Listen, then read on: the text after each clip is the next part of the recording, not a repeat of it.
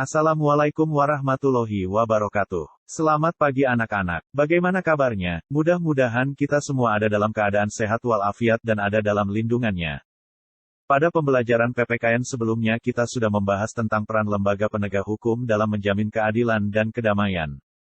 Pada pembelajaran sekarang, kita akan membahas tentang dinamika pelanggaran hukum. Yang pertama akan kita bahas, yaitu tentang bentuk-bentuk pelanggaran hukum. Meliputi pelanggaran hukum di lingkungan keluarga, sekolah, masyarakat, serta bangsa dan negara. Oke, sekarang kita akan membahas tentang contoh pelanggaran hukum di lingkungan keluarga, di antaranya sebagai berikut. 1. Mengabaikan perintah orang tua. 2. Melanggar peraturan yang sudah disepakati bersama keluarga. 3. Mengganggu kakak atau adik yang sedang belajar. 4. Tidak menghormati anggota keluarga yang lain. Selanjutnya, kita akan membahas tentang contoh pelanggaran hukum di lingkungan sekolah, di antaranya sebagai berikut.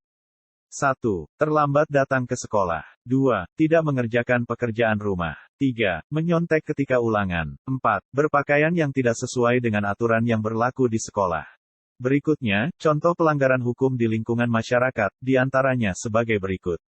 1. Tidak melaksanakan ronda malam tanpa alasan yang jelas. 2. Tidak patuh terhadap peraturan yang sudah ditetapkan di masyarakat. 3. Tidak mengikuti kerja bakti tanpa alasan yang jelas. 4. Tidak menjaga ketertiban, keamanan, dan ketenteraman di masyarakat. Selanjutnya, contoh pelanggaran hukum di lingkungan bangsa dan negara, di antaranya sebagai berikut. 1. Melanggar rambu-rambu lalu lintas. 2. Merusak fasilitas negara dengan sengaja. 3. Tidak mempunyai KTP padahal usia sudah mencukupi. 4. Melakukan tindak pidana seperti pencurian, perampokan, dan penggelapan. Oke, berikutnya kita akan membahas tentang macam-macam hukuman, yaitu sebagai berikut. 1. Hukuman pokok. 2. Hukuman tambahan.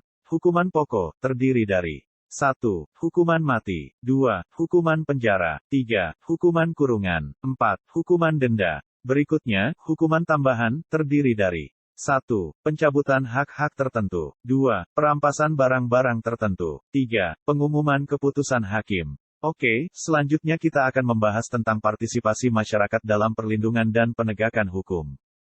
Partisipasi masyarakat dalam perlindungan dan penegakan hukum di lingkungan keluarga, di antaranya sebagai berikut.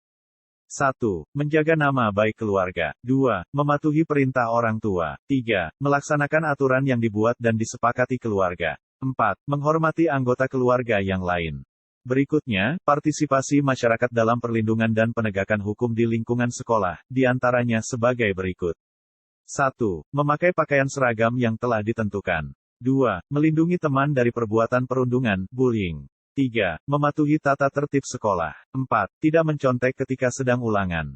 Berikutnya, partisipasi masyarakat dalam perlindungan dan penegakan hukum di lingkungan masyarakat, di antaranya sebagai berikut. 1. Melaksanakan kegiatan siskamling. 2. Ikut serta dalam kegiatan kerja bakti. 3. Melaksanakan setiap peraturan yang berlaku di masyarakat. 4. Tidak melakukan perbuatan yang menyebabkan kekacauan di masyarakat.